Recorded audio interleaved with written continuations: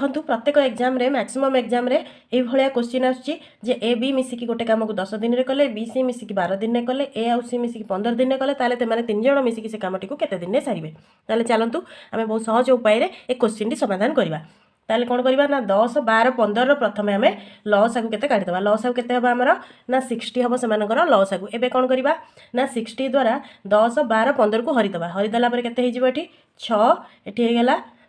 5 एठी हे गेला 4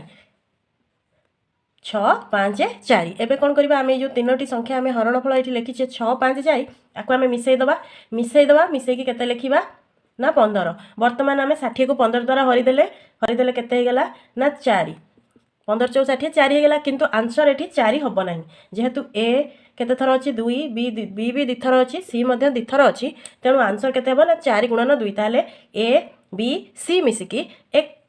कामटी को 8 दिन रे शेष करिवे आपण माने एक क्वेश्चन आंसर टा निहाती कमेंट सेक्शन में जणांतु।